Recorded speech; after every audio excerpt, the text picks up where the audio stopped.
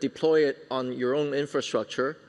You can do it on premise. You can do it in a virtual private secured environment. And it will have nothing, whatever you do to post-train the model or running inference will have nothing to do with the original open source model maker. And that thereby you basically claim sovereignty, claim ownership of the model.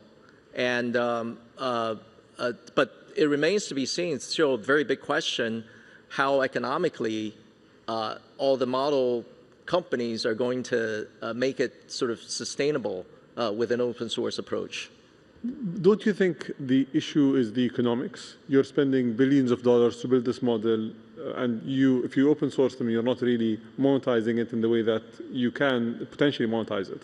So that's why most of the companies are focusing on closed source to try to generate as much profit from the model. And then they open source the older versions. We've seen that with Grok, for example. We've seen that with even Llama and other, let's say, models in the US, where the frontier ones are closed source until they're able to generate some revenue, or at least some advantage, whether it's getting market share or otherwise. Do you think that is the main reason, or is there more of an ideological shift? And can China sustain making all these models open source, especially the frontier ones? So I would make a distinction here between companies that develop the frontier models plus a infrastructure business like cloud computing versus those companies that actually just only do the model. I think the companies that only do the model will have to think about how do you generate economics from open sourcing. The companies that actually have a cloud infrastructure, for example, in the United States, you have Google that has a full stack of the model and the cloud infrastructure. They also have chips, can monetize in other ways from the usage of the open source model. Obviously, Gemini is not an open source, but if you look at China, look at the example of Alibaba. We have our Quinn model is open source, but we also run our cloud business. And today, we're monetizing because people are training and also developing running inference on their models on our infrastructure and thereby generating the economics. But I think it remains to be seen how in the future, how can you get, especially consumers, pay for a monthly subscription and generate economics there. That remains to be seen. That's the biggest challenge in the Chinese market. Chamath? I mean, I think the reality is that when you adopt an open source model, you're going to need, as Joe said, all of these other things. You're going to need power. You're going to need infrastructure. Depending on the solution that you use, you're going to need a lot of natural resources, specialty chemicals. You're going to need battery systems. And then you're going to need all the know-how. And then on top of all that, you're going to need the capital and the financing. And so I think the reality is that the business model becomes more at the governmental level almost, because if you take an open source alternative, but then the infrastructure of the government can come in and help you with all of these other things, you're going to take it. And so I think that is yet to play out, but I think that's the real opportunity. Similarly, in the United States, it's all private. So the alternative is, you can't really take a spin of Grok or take a spin of Gemini and implement it on your own for the needs of your own population.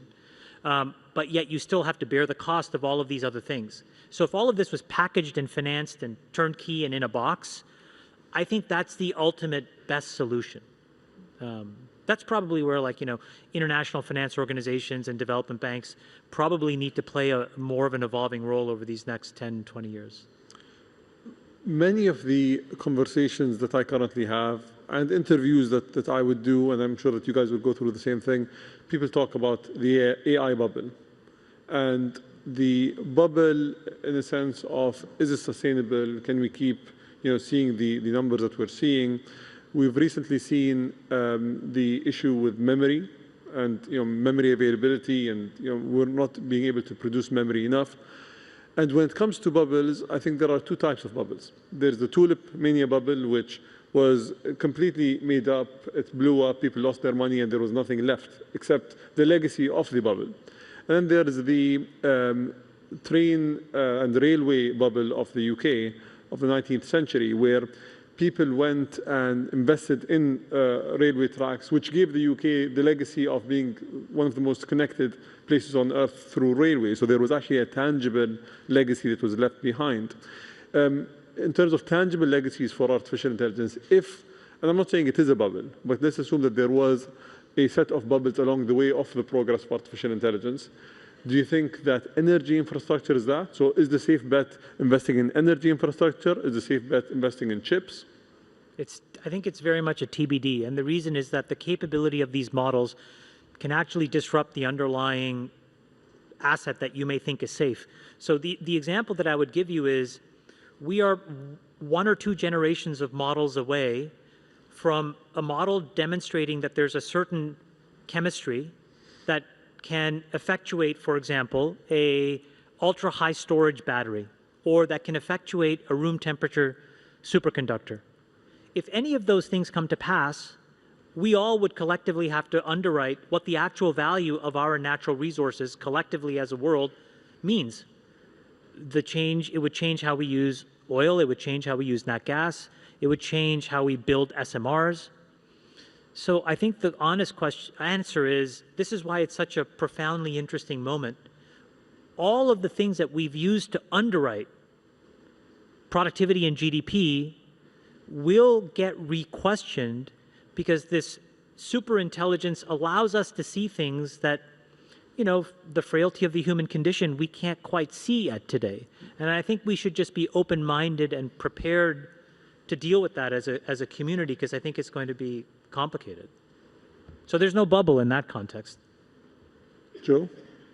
Yeah, Chirag just raised a very interesting point, which is there's no bubble if you take these models operate on the current path of trajectory, and but there's some breakthrough change, then the underlying, the energy infrastructure, all that stuff is that becomes a bubble in itself. It's sort of a bubble that's happens because conditions have changed. I think that's, I wouldn't call it a corner case, but that's something that you know, people should think about. Yeah. But I think if you look at right now, the massive amount of CapEx investment that all the hyperscalers, all the model companies are making, I mean, the latest quarter of reports that people are doubling their CapEx. It used to be last year, these hyperscalers are making $60 to $80 billion per company per year of CapEx, and now it's double, like 120 to 150 billion per year. It's astounding, just within a year, right? But here's the thing, I think a few things are driving it. Number one, people still believe in the scaling law, you know, and now also the idea that inference time scaling is important because more compute resources will be allocated to inference, and inference is where, you know, everybody that uses AI will touch influence as opposed to the few model companies that only do training, right? So a lot of CapEx that's going toward inference. And then finally, you have people making multimodal models that deal in generative rich media, videos, images, that will burn a lot of GPU resources. So people seeing this scaling law and multimodal world, and we haven't even talked about world models yet, and that's the validation that there will need to be more compute that need to be invested in. I don't think these trends are going to reverse or veer off. In the future, people will still continue to, you know, for example, are people going to consume less videos? I don't think so. So in that sense, there's no bubble. But having said that, people are investing, anticipating future demand as opposed to, I think there could be, you know, in certain sectors you see, you know, like memory, you see shortages today. But just the massive amounts of investment, it's kind of hard to think about ROI. I hate to be the CFO of one of these companies because they have to, they're faced of having to explain ROI to investors. They can't. They can't do that. Yeah. The theme for 2026, for those of you who've gone to Davos and for some of the other conferences and some of the other discussions, is AI agents. And agents are the name of the game. People have to actually try to work with agents, deploy, develop, and utilize the different agents that are going to do different tasks. We have a number of heads of state and heads of government in the room. The question that you're going to get when you say that is, we haven't started with deploying AI already, and you guys are now moving into agents. So if someone wants to leapfrog, someone who hasn't done anything yet, whether it's a nation in Africa or a nation in Latin America or a nation in Southeast Asia, what would your advice be? Should they go into the generative AI model side of things? Should they try to do a specific thing with agents? What would be your advice if you were advising them? Neither. I think you have to pick a model, and I think you need to deploy it inside your own borders with your own power and roughly your own people, and be able to use it for a handful of very useful and practical solutions to everyday problems, whether it's public health or whether it's governmental services, or frankly, the most important and valuable one is education, which is being able to create a system that teaches the young people in your country how to learn in this new world where this supercomputer will be available to everybody. All this other stuff, I think, is very speculative. It's exactly what Joe said. Every frontier has a new language that it uses to justify further investment. And I think today, because there isn't a super clear ROI, agents are the next vernacular that we've chosen to justify the next $200 or $300 billion of investment. The more practical solution, I think, is to be one generation and one step behind that and say, let's go and educate our kids, cure some disease, and make it easier to renew our driver's license. And if you just do that, I think you're going to have a happy population. So quality of life improvement. I think so. Joe? I totally agree. I think governments have to think about what is the application where the use of AI will be productive and useful in education, in healthcare, and you should start with the use cases first. What is the right application for AI? I think the idea of building up the full stack infrastructure, everything, is a game for large economies. It's like building up a military industry. It's not for everybody. So once you've identified the use case and the applications, then the question is, all right, whose technology are we going to leverage on? And on that front, I believe that open source is the best way, is the most secure way where you can have most control of your own AI. Gentlemen, that was a great discussion. I know that we could have gone on for so much longer, but thank you for your insights and thank you for being here today. Thank you.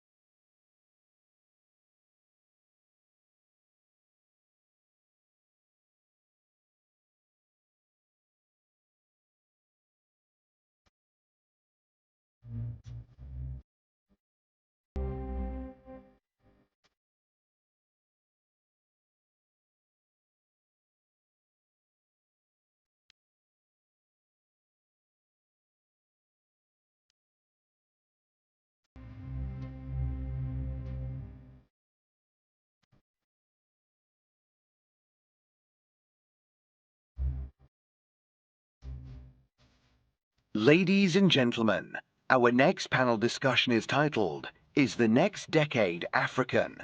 This session is moderated by Tucker Carlson, founder of the Tucker Carlson Network.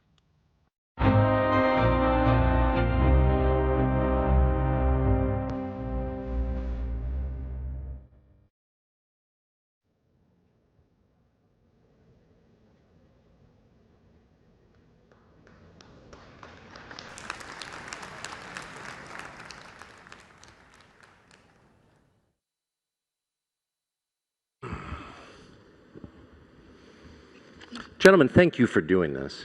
It's awfully nice of you to do this. I'd just like to go right down the line. And first to you, President Nagawa, again, thanks. In as clear terms as you can, I wonder if you would contrast your experience with China versus the Western powers. Do you think that Zimbabwe and other African countries, to be totally blunt, get a better deal from Chinese investment than they have with Western powers over the past 150 years? Well, my view is that initially, as we became independent, we had most of our development thrust was from the West. But as we evolved, we have also benefited from investment and cooperation from countries like China. But what are, I mean, the basic structure seems the same. Foreign powers extract mineral wealth from various African countries, but do you think that the arrangement that Zimbabwe and other countries currently have with China is better or worse for Zimbabwe than it was under, say, the Brits? I think the premises upon which you construct your question, I don't think is perfect. Not surprised. Yes, Zimbabwe is a sovereign state. Yes. You understand? And we move on the basis that give us the best results of our resources. Whether it is relation with the West or the East, what is primarily important is what we ourselves as Zimbabweans are satisfied with. We don't need to please the West or please the East. We please ourselves. Good. That seems like a good model for every sovereign country. President Bio, thank you for this. Do you think that there is a substantial difference? I'm just trying to understand from a Western perspective how the East does business in Africa versus how the West does. And it may be too sensitive a topic really even to talk about out loud, but to the extent you have a view you can share, would you? I'm sure relations cannot be measured country by country. Yes. Relations depend on the historical background of countries between one country and another. Yes. That's the basis on which relations grow and are nurtured. For us in Zimbabwe, yes, we are a former British colony, but we are very happy with the relations that have now developed with, say, countries like China and so on. Yes. Despite being a former British colony. I think this maybe one of these topics is too difficult to talk about in public, so let me just ask you, President Bio, about one of the strengths of your country and the continent, which is its birth rate, which so far surpasses that of any other region in the world, and that seems like a strength. How has your country, Sierra Leone, but also many other countries in Africa, been able to maintain a birth rate at replacement when Europe, the US, Canada, lots of other parts of the world have not been able to? Thank you very much. I think we are hard workers, and we work both in the day and at night. And that is such great advice. It is essential to have young people and to keep the birth rate at the right level so that there is sustainability in development. What we do today, or as leaders, we provide the enabling environment, provide them with the tools, the young people to navigate the world, which is extremely tough, complicated, and evolving and changing all the time. So it is our responsibility to bear that in mind. We have to plan ahead, be ahead of the curve to be able to replace accordingly so that we don't have a gap in our development process. So we have been busy producing as much as we can a lot of good people, and we are investing in their education so that they are fit for purpose for a world that is becoming digital and, of course, going extremely to the edge of technological advancement. If I could just ask a quick follow-up to you, Mr. President. Do you keep track precisely of how many of your young, educated citizens leave and how many stay? Are you thinking hard about how to retain the smartest, most energetic people? Definitely. In fact, what my administration did was to make sure that we provide basic primary and secondary education free of charge to the citizens. Every child born in Sierra Leone can go to school and finish high school without paying a penny. We don't just provide tuition, we also make sure that we provide other essentials to make it possible so that nobody has excuse not to go to school, because in the 21st century, without education, definitely you can't make it. And we do not just want to make it at the personal level, family level, we want to grow as a nation. We want to be useful citizens of West Africa, the community that I chair today, but we also want to be useful citizens, global useful citizens that can contribute to the world. So we are taking stock of that, and we are educating them, equipping them. In fact, I call education as an equipment, a navigation equipment in a world that is becoming very, very complicated and complex. Thank you. President Boko, as you look at young people in Botswana who are educated and energetic, what's your pitch to them? What's your argument to them to stay in Botswana, not go to South Africa, Europe, the United States? Young people are generally innovative. They are entrepreneurial. They now have become digital natives, and that presents immense opportunities to them. These opportunities mean they can pretty much operate wherever they are, and they must, as a matter of course, remain within Botswana so that they can then spread their reach and influence to every part from Botswana. And so the opportunities that there are in Botswana, the training, the education, the acquisition of skills, the support, the environment that nurtures them and feeds and fuels their verve and vitality is what Botswana offers and what will power Africa. Africa generally is a very young continent with a median age of 19.3. Botswana's median age is 25. And so with such a population, Africa is poised to rule the world. So what are your plans for the world once you rule it? To make it fairer, to make it more equitable, to ensure that intellectual property is internalized in every part of the African continent, that innovation serves humanity, not just a predatory elite, and that everybody can partake equitably and benefit from the fruits of the economy and the vast opportunities that are available in the world. Well, I look forward to being treated fairly under your rule. Thank you. President Nagawa, I wonder what lessons you've been in the government of Zimbabwe for decades in various roles, including through a very turbulent period where your predecessor famously kicked out the whites and then the economy tanked and now it's rising again. I wonder if you would summarize the lessons that your country has learned from that experience. I'm not so sure what you have in mind.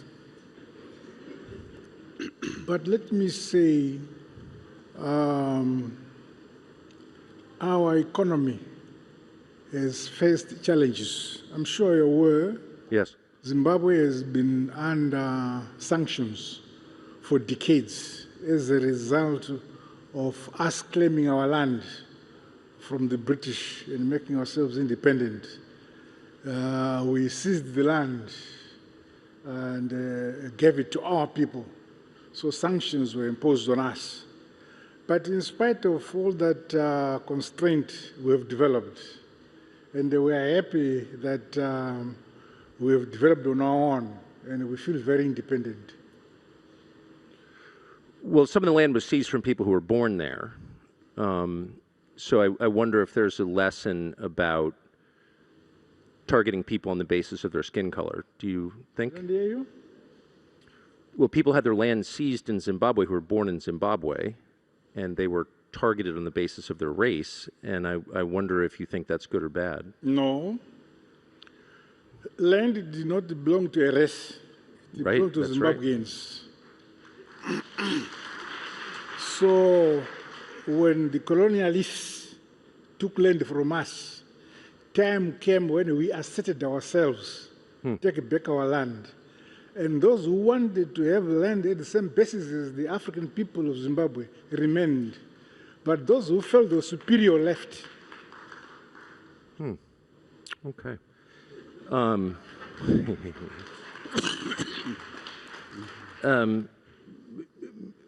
Mr. Bio, it does seem like, Mr. President, that the model of government around the world seems to be changing, and people seem to have lost confidence in democracy, at least in the West. People aren't quite as keen to promote democracy. Do you notice this? Do you think democracy is in retreat around the world? I think the world is in transition. Yes. And normally that comes along with instability. I normally refer to it as we are in a state of flux. Yes. We have been told to go democratic, and those who are leading the way or who have been teaching us to be democratic are no longer committed to that method of governance. So we are left to choose, but I still believe that democracy is the best method of governance, choosing who leads, especially liberal democracy with all the freedoms that go with it, so that human rights and other liberties are observed and maintained. We remain committed to democracy, irrespective of the fact that there are now reversers, even in Africa, around the world.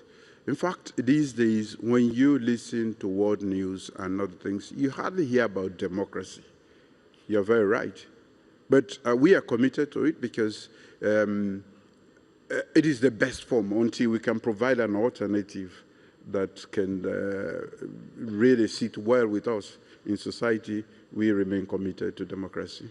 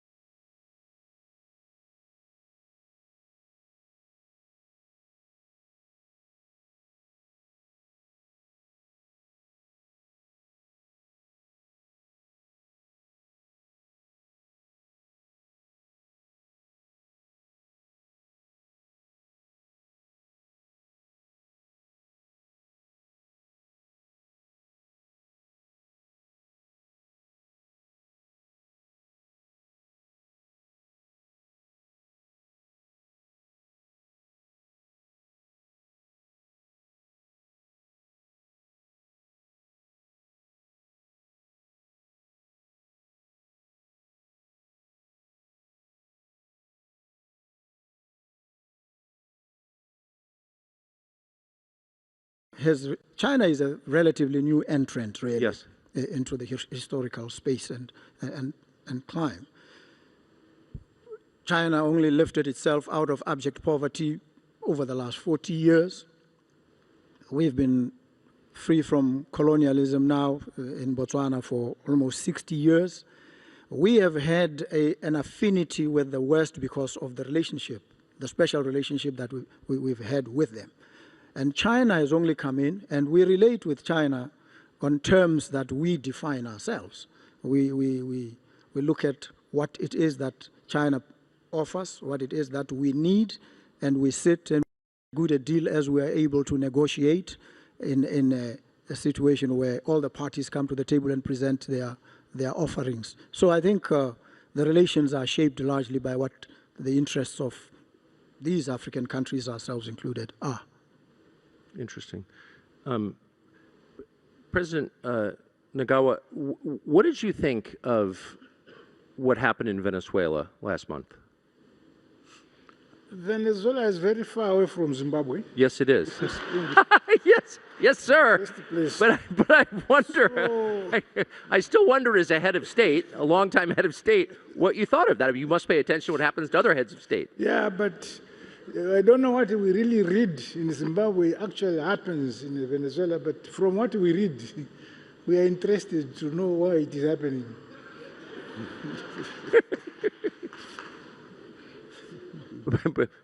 President B, what did you think? I was stunned, and I'm still stunned.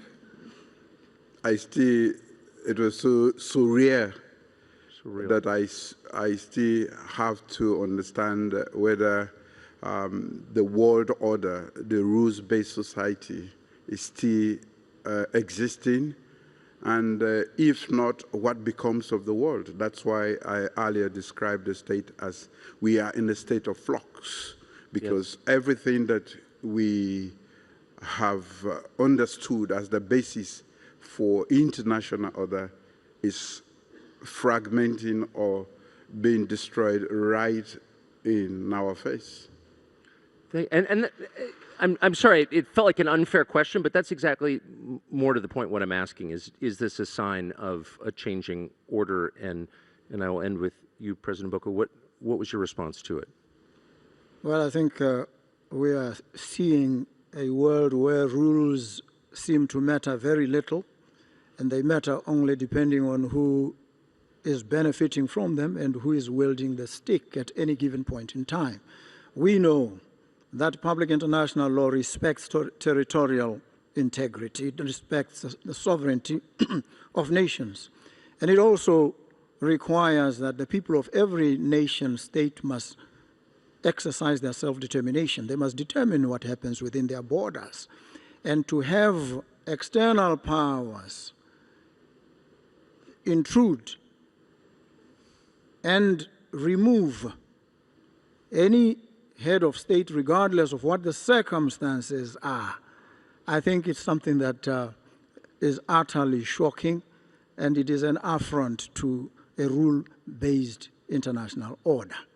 I think it must be described in starkly those terms and nothing pretentious. Gentlemen, thank you for doing this and for your patience with my questions, and I really appreciate it very much. Thanks. Thank you. Thank you very much.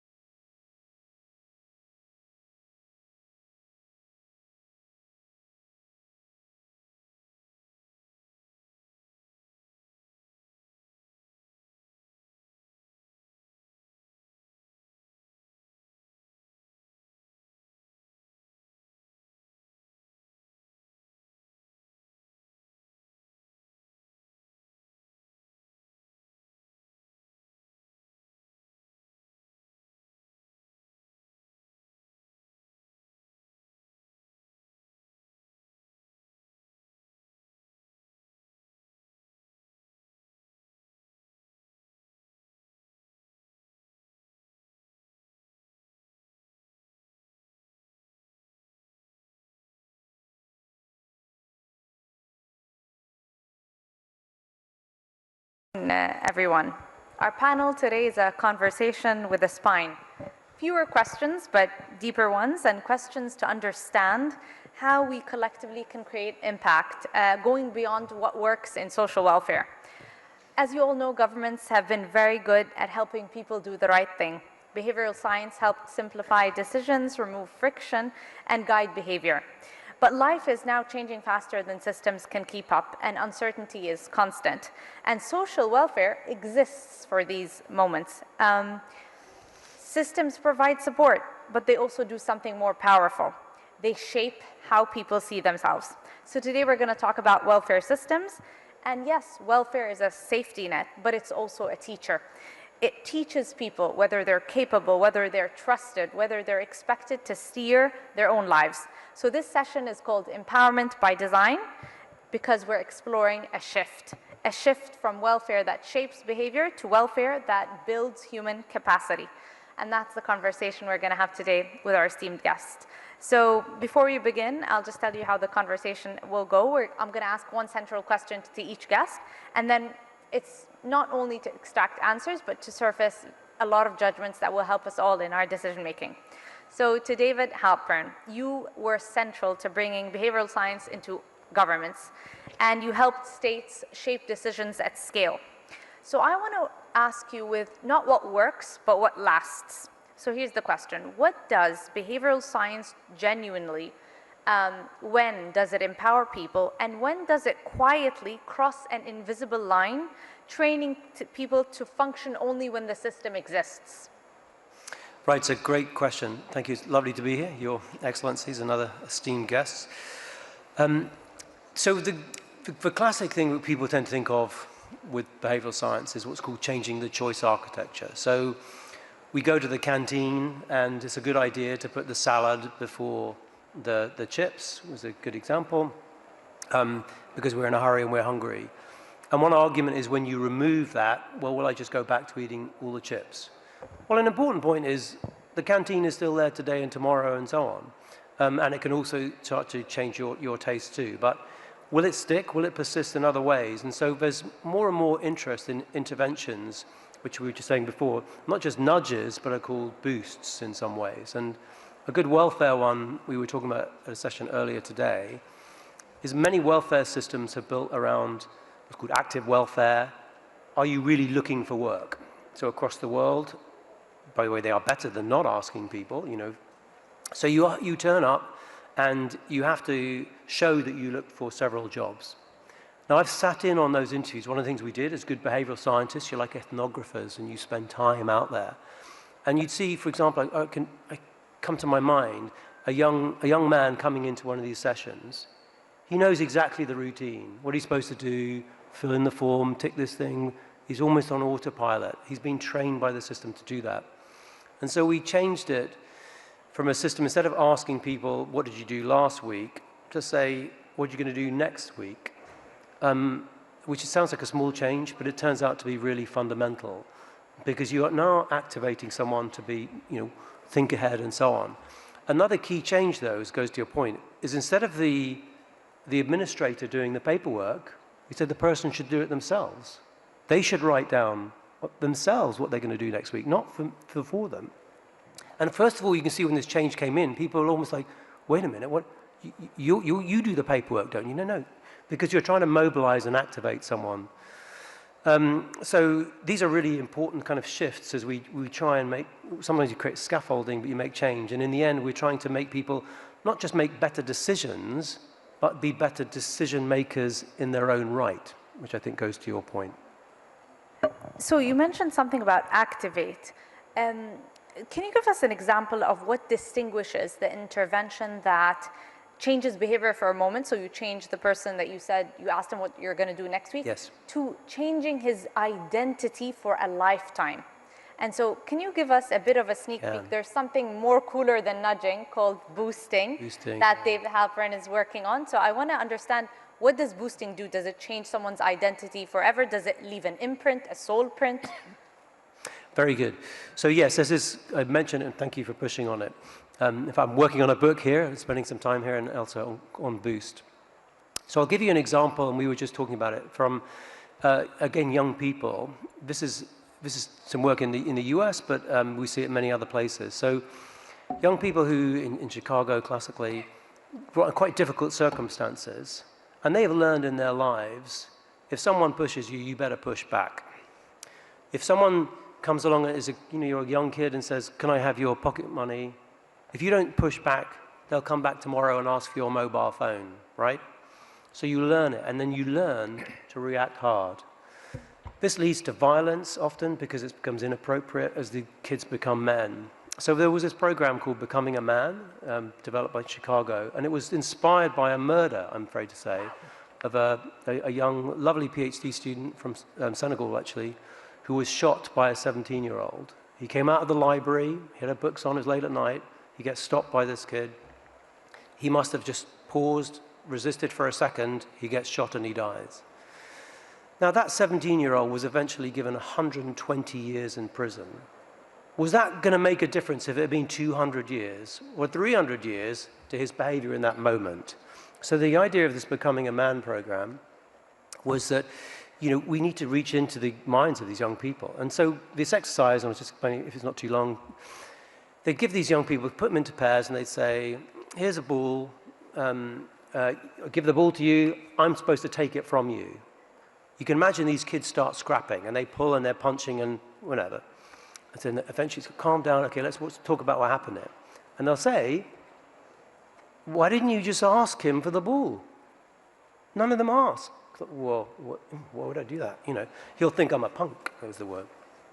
So they said, well, let's ask him. If we'd said, would you give him the ball? You'd say, yeah, it's a stupid ball. What do I care about the ball? But it illustrates a very profound point, which these young people have got a mindset, which is, so I push back. And the kids themselves call this program, it's based about cognitive behavioral therapy, but Control-Alt-Shift. Like you do on a computer, when it's not working properly, you press it. So when you become emotional and angry, wait a minute, I just stopped myself.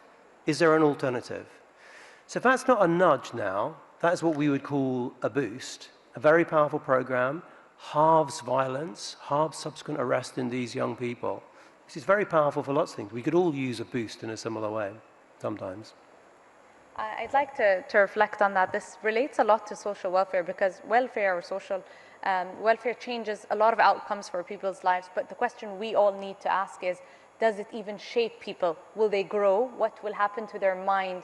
Do they still depend on us? And I think that's where empowerment comes into place. I have one more question. If we want to be successful or truly serious about empowerment in different realms of policy, what should governments stop doing even when it looks successful on paper, but actually it doesn't change anything, because if you remove that system, that person will not change his behavior forever. So it's kind of going beyond the nudge, but it might look amazing on paper. Can you give us an example on that? Well, I think we often see it in welfare systems where people become dependent. Other examples we see in other countries is that the example I mentioned earlier is because the systems are often designed on the basis we think you might be cheating, and so they inadvertently signal, because one of the things about human beings is we don't quite know what other people think, and so we have to infer. And if a system is treating us like I might be cheating, then I think, well, maybe everybody else is cheating, right? It becomes actually potentially toxic. So there are times where if we build this scaffolding to make the change, to get someone back to the labor market or whatever it will be, we should also think about, can we dismantle it and will it persist? And so that's true in many areas where, be it on diet or whatever, why we often move to reformulation, because we want to move the upstream things. We can remove the scaffolding and the behavior will change. Or in the example I gave earlier, that the young person is literally thinking differently. Their system 2, as we would say, kicks in at the right moment. So we can step back. They'll look after it themselves. Thank you, David. Minister Masagos, you govern across culture, policy, real human capacity. And what distinguishes, I think, your work is it doesn't just begin with policy, it begins with people.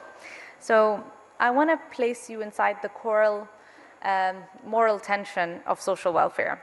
How does Singapore balance providing social support while preserving the agency of these beneficiaries and enabling empowerment without the scaffolding?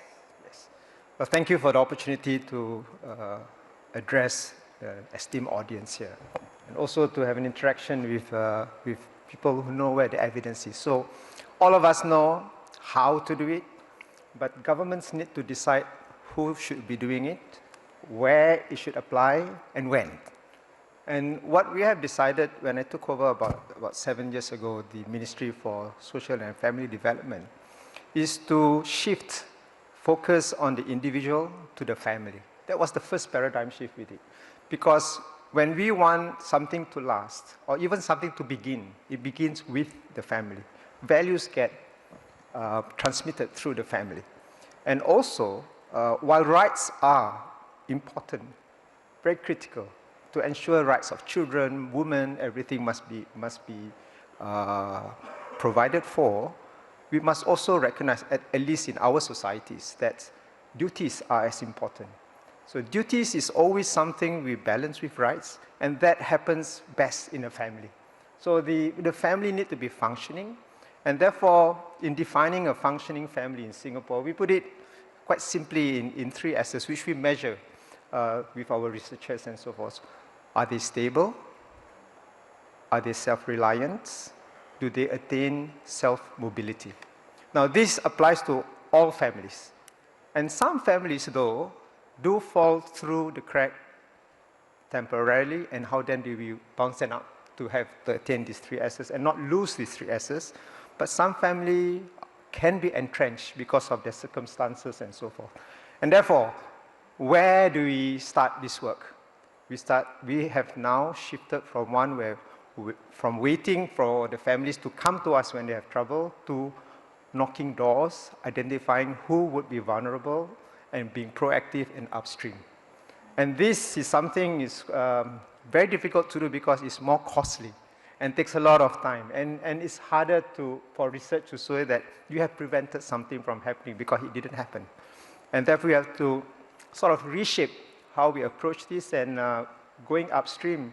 As an example, we now have looking at the data of those who we think in all probability, using AI, using data, large models and so forth, say these are the group of families we should knock doors, and then we want to provide support for them. And here is who should be doing it. And it is not something we have decided, and we think that no government can do it alone, and to bring all the community assets together, including volunteers who become befrienders to these families, corporates who have money, who at one time will just give the money to philanthropies and then walk away and say, I've given millions of dollars, but to measure the impact and to make it a sustainable contribution. Not one time, not 2 times, but how many years for the impact to be felt, then it's reported back to them. And also professionals who need to be uplifted. So a whole of society approach, and then using the sciences that our esteemed researchers tell us over time how it has changed and what we can do, and put that together. I think that's the framework with which our government address this problem. And like you mentioned, it's moving from social welfare to empowerment, self-reliant. On that, Minister, I want to ask you, how do welfare systems strengthen dignity and ownership? And if you can give us an example, when you said the focus is on family, did you use behavioral science to nudge them maybe, or you're thinking of a policy that will boost them towards not relying only on the system and not creating this dependency? Because it's also a mindset among beneficiaries. Indeed, indeed. In fact, this is the gist of the design that we have in a program we call Comlink Plus. First, identifying who will be vulnerable, and then inviting them to join the program, not telling them you have to join the program, inviting them. Actually, half of the families we outreach to joined us. The other half say, either leave us alone, or we don't believe this program, or whatever reason, but you want to respect them for that. And the families that come with us, we provide them 3 important resources. Number 1, the befrienders, people who need to be there for no other reason than I care, not because I want to, I have something more than you and I want to share with you, whatever it is. I just want to be your friend. And therefore, people they can go back to when they have problems they need to share about, personal problems. And then we have what we call almost a para-counselors, para-social workers. These are trained about programs, not the social work type of program, but what programs are available to nudge them to do, for now, 3 things. Number 1, to ensure they keep their children in school. Enroll the children early, because preschool is a very important part of development. If they may have given up on their lives, we want them to see the future in their children. And how did you nudge them to ensure that they enroll their kids? Like, what policy was it a nudge or a decree or a law? Yes.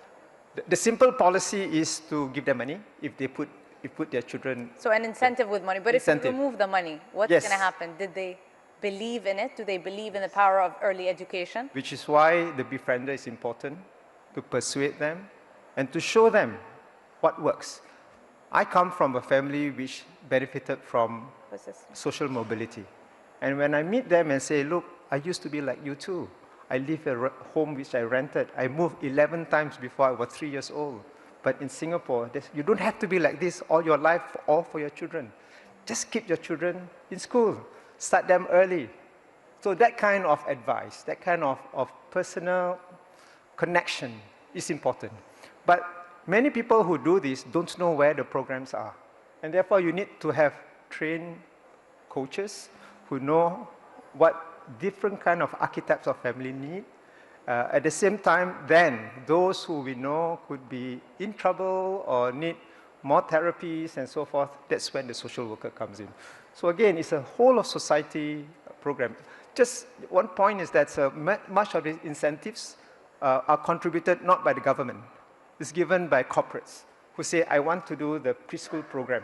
I will give $10 million every year, but you make sure you spend it, and I want to see the impact. So they see the connection between being good, not just a company that makes money, but with a social mission. Actually, we have also found out that the employees choose this kind of company, especially the young. And putting this all together is something we have started moving for the last 3 years. But again, research is going to be very important to validate whether what we are doing is good, what we're doing is impactful.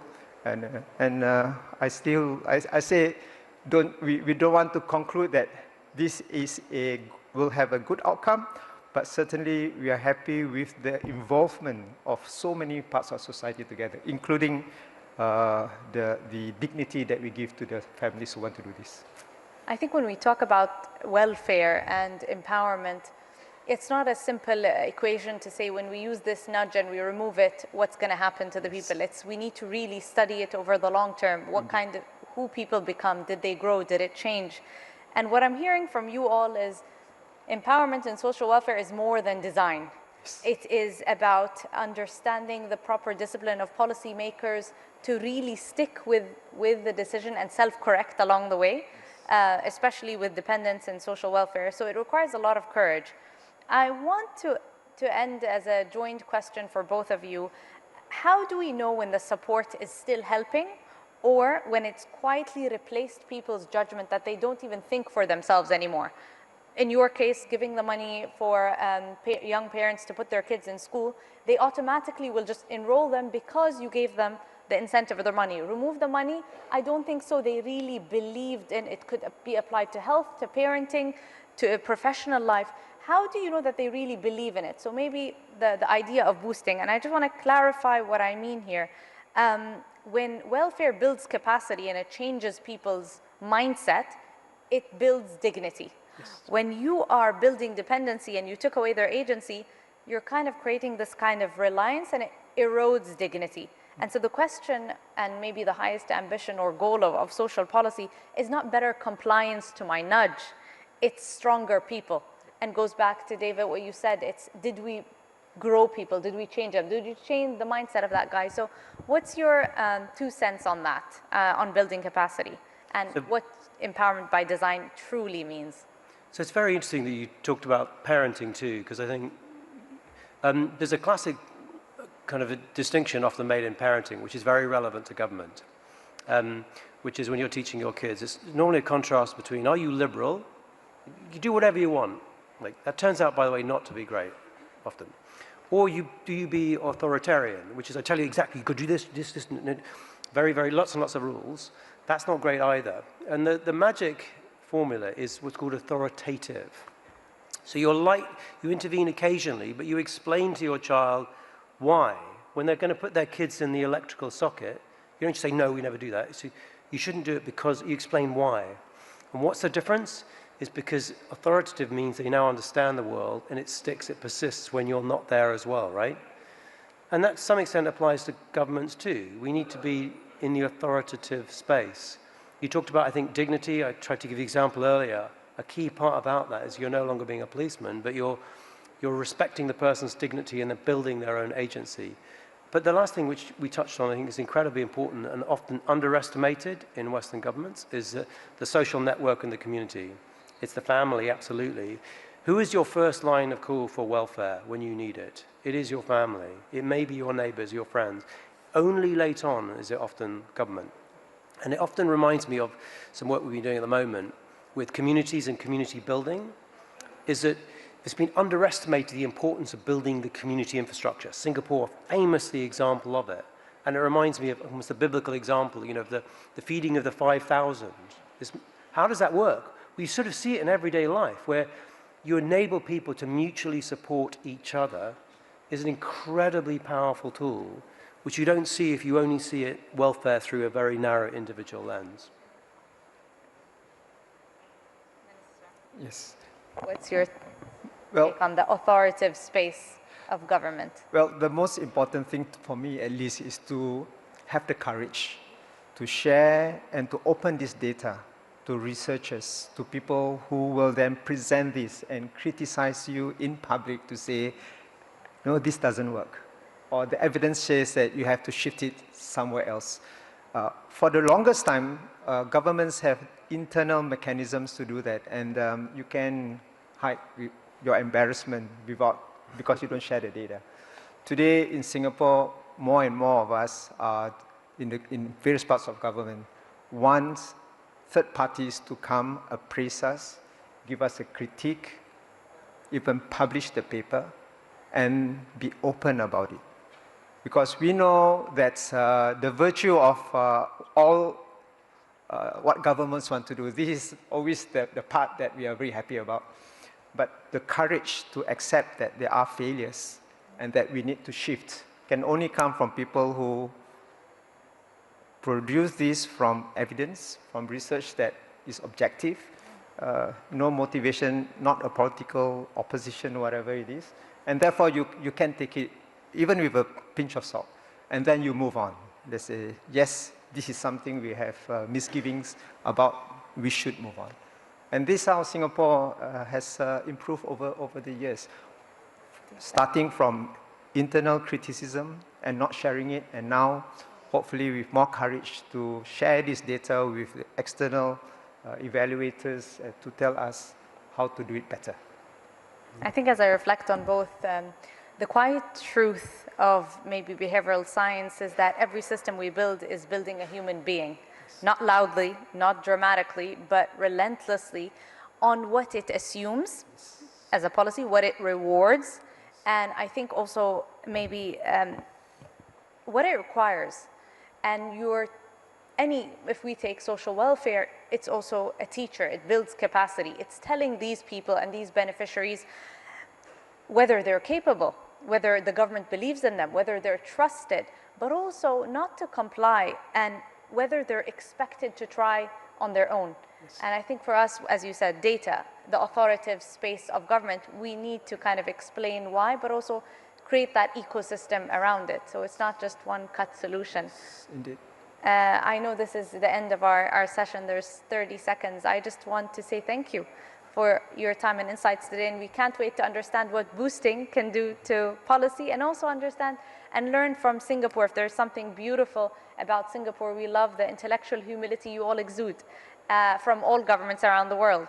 And maybe Dave Halpern said it so perfectly that any innovation that happens around the world, you always see a Singaporean learning from that innovation. And I think it's something that also the UAE exudes, the love for learning and the love for self-correction. And I hope all of us as governments continue to improve our social policies. And thank you all for your time. Thank you. Thank you.